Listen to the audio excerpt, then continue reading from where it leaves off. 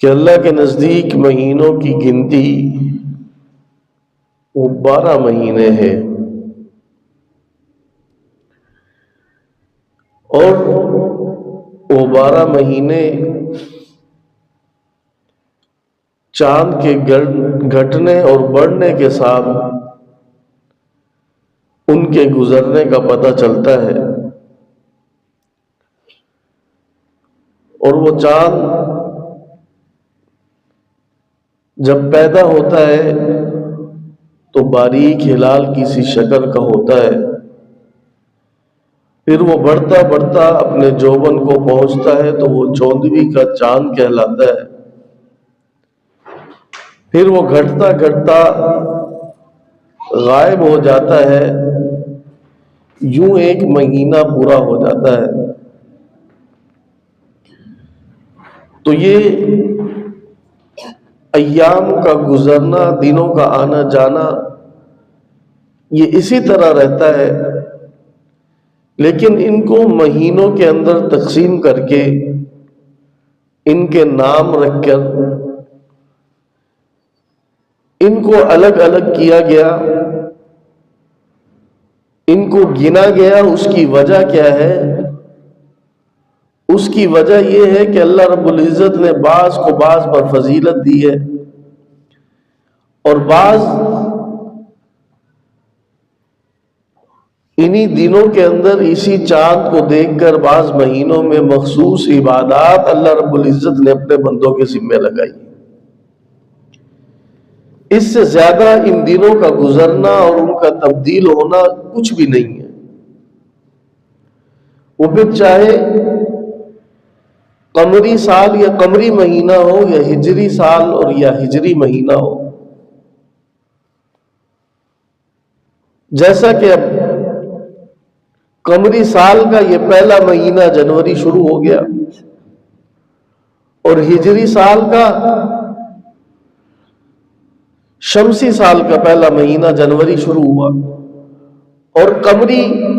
سال یعنی چاند کے حساب سے جو دن اور ایام گنے جاتے ہیں اس کا پہلا مہینہ محرم الحرام ہے۔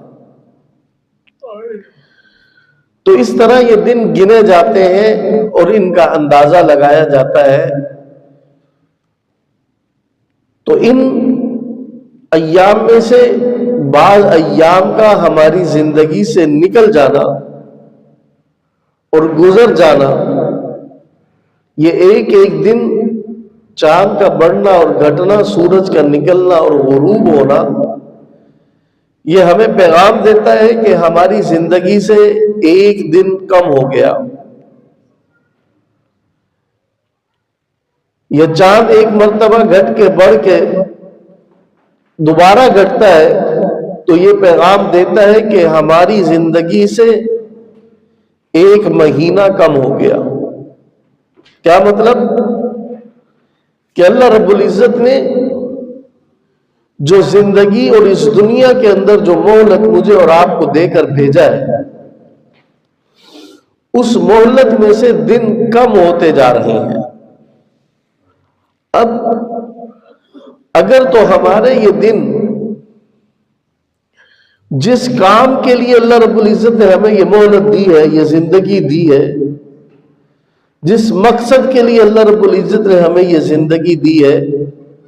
اس کو پورا کرنے میں صرف ہو کر کم ہو رہے ہیں، پھر تو اطمینان کی بات ہے۔ لیکن اگر ہمارے یہ ماہ و سال، یہ ایام زندگی کے اور مہلت کے کم تو ہو رہے ہیں، لیکن یہ مہلت، یہ زندگی جس مقصد کے لیے اللہ رب العزت نے ہمیں دی ہے، اس مقصد میں نہیں لگ رہے، تو یہ ایسا ہی ہے کہ جیسے بندے کا سالانہ امتحان قریب ہو اور اس کی تیاری کے لیے کچھ وقت ملا ہو، اور اس وقت کو بندہ ضائع کر دے۔ وقت تو وہ گزر جائے گا، دن تو گزر ہی جائیں گے، لیکن جب پھر امتحان حال میں بندہ بیٹھے گا تو پھر پریشان ہوگا، پھر سوالوں کے جواب دینا مشکل ہوں گے۔ لیکن اگر ان دنوں کو اس نے جس مقصد کے لیے بندے کو وہ دن ملے، جس امتحان کی تیاری کے لیے وہ دن ملے، اس نے اپنے ان ایام کو ان دنوں میں اس امتحان کی تیاری میں صرف کر لیا، تو پھر جب یہ امتحان حال کے اندر بیٹھے گا تو پھر اس کو کوئی دقت اور پریشانی نہیں ہوگی، اس کو پیپر حل کرنا آسان ہوگا، اس کے لیے سوالوں کے جواب دینا آسان ہوگا۔ یہی مثال انسان کی زندگی کی ہے کہ اللہ رب العزت نے ہمیں اس دنیا کے اندر بھیجا اور فرمایا کہ وَمَا خَلَقْتُ الْجِنَّ وَالْإِنسَ إِلَّا لِيَعْبُدُونَ، دنیا کے اندر بھیجا عبادت کے لیے۔ رسول اللہ صلی اللہ علیہ وسلم نے فرمایا الدنیا مزرعۃ الآخرہ، دنیا آخرت کی کھیتی ہے۔ کیا مطلب؟ کہ ایک کھیت کسی کسان کو اگر ملتا ہے تو اگر تو وہ اس کھیتی کے اندر ہل چلا کر زمین کو نرم کر کے پھر اس میں اچھا بیج ڈال کے پھر اس کو پانی سے سینچتا ہے، اس کو سردی گرمی سے بچاتا ہے، اس کو اس کے دشمنوں سے، ان چیزوں سے بچاتا ہے جو اس کو نقصان پہنچانے والی ہوتی ہے، پھر اس طرح وہ اس کو پروان چڑھا کر جب وہ تیار ہو کر پک جاتی ہے تو اس کو فائدہ دیتی ہے۔ یہی کھیتی کا ٹکڑا اگر دوسرے شخص کے پاس بھی ہے لیکن وہ اس میں نہ ہل چلاتا ہے، نہ اس میں بیج ڈالتا ہے، نہ اس کو سردی گرمی سے بچانے کا اہتمام کرتا ہے، نہ اس کو باہر سے آنے والے حشرات الارض کیڑے مکوڑوں سے، اس کو مختلف قسم کی سونڈیوں سے بچانے کی کوشش نہیں کرتا، تو پھر یہ اس سے کوئی پھل پا سکتا ہے؟ وقت تو اس کا بھی گزر گیا، اس کا بھی گزر گیا، اس نے محنت کر کے اسی کھیت کے ٹکڑے سے اپنے لیے سرمایہ بنا لیا، غلہ بنا لیا، اور دوسرے نے اتنا ہی کھیت کا ٹکڑا اس کے پاس تھا، اس نے غافل رہ کر اس میں سے نقصان کر لیا۔ تو اللہ رب العزت نے ہمیں جو یہ زندگی عطا فرمائی ہے، یہ ماہ و سال جو گزر رہے ہیں، یہ وہ کھیتی ہے۔ اب ہم دیکھیں کہ ان ایام اور ان ماہ و سال کے اندر ہم نے اس کھیتی کے اندر کیا بویا ہے، اس کے اندر کتنا ہل چلایا ہے، اپنے نفس پہ ہم نے کتنی محنت کی ہے، اس کو اللہ کا باغی بننے کے لیے ہم نے آزاد چھوڑ دیا ہے، یا اس کو اللہ کا مطیع اور فرما بردار بنانے کے لیے ہم نے اس سے مجاہدے کروائے ہیں، اس پہ محنت کی ہے۔ اگر تو اس کو چھوڑ دیں گے تو پھر یہ اللہ کا باغی بنے گا، اور اگر اس پہ محنت کریں گے تو یہ اللہ کا اطاعت کرنے والا بنے گا۔ تو پھر جب اللہ کی اطاعت ہوگی، اللہ کی اطاعت وہ بیج ہے کہ جس کا پھل پھر جب بندہ قیامت تک اس اطاعت کو، اس نیکی کو، پھر یہی نہیں کہ نیکی کر کے چھوڑ دینا، نیکی کرنی ہے، اللہ رب العزت کی اطاعت کرنی ہے، پھر ان نیکیوں کو اس کے جو دشمن ہیں، ایسے اعمال جو نیکیوں کو کھا جاتے ہیں، ان سے بچانا بھی ہے۔ انسان حقوق العباد کا خیال کرے، یہ ایسے چیز ہے کہ اگر کسی کا حق غصب کیا، کتنی نیکیاں کی، تو یہ ساری نیکیوں کو کھا جائے گا۔ تو ان نیکیوں کو حفاظت کے ساتھ اپنی قبر تک لے جائے گا جو بندہ، تو وہ کامیاب ہو جائے گا۔ آج ہم نے کیا کیا ہے کہ ہم ان ماہ و سال کے آنے اور جانے پر خوشیاں منا رہے ہیں، ناچ رہے ہیں، گا رہے ہیں، آتش بازی کر رہے ہیں۔ کیا ہوا ہے جی؟ نیا سال شروع ہوا ہے۔ بھئی نیا سال شروع ہوا ہے تو تمہیں تو چاہیے تھا کہ یہ سال جو زندگی سے کم ہو گیا، یہ سال جو ایک مہلت سے آپ کی کم ہو گیا، اب تو آپ کو یہ سوچنا ہے کہ اس جو مہلت سال کی گزر گئی، اس میں اگر تیاری نہیں کی تو آگے ڈبل محنت کرنی ہوگی، تب جا کے وہ کمی پوری ہوگی۔ تو بندے کو تو فکر مند ہونا چاہیے۔ ایسا عاقل بندہ،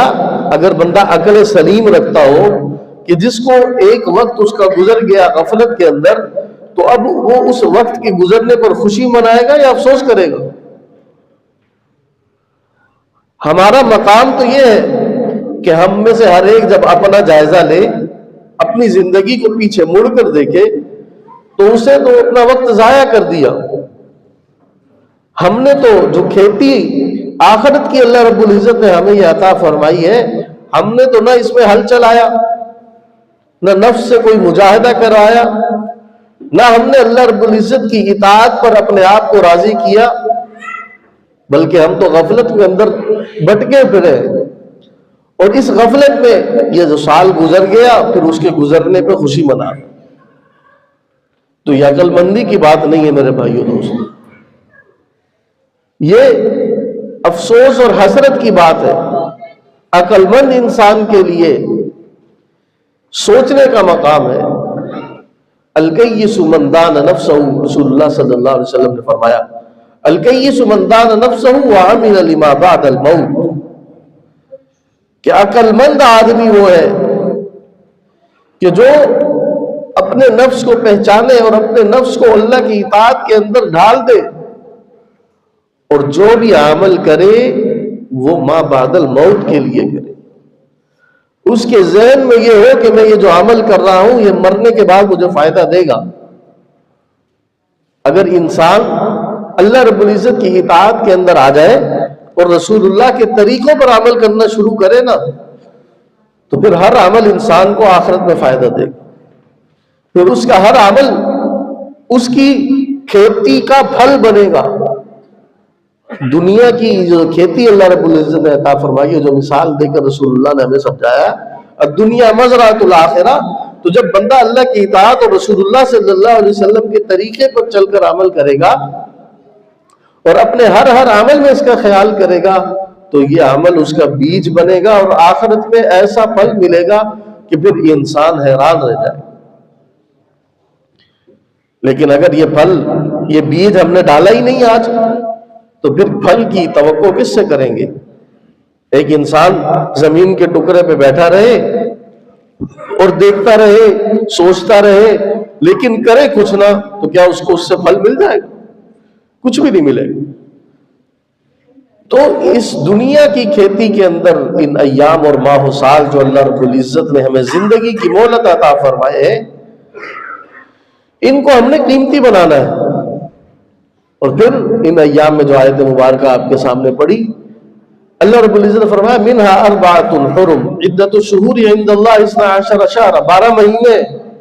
ان 12 مہینوں کے اندر 4 مہینے اللہ رب العزت نے حرمت والے بنائے.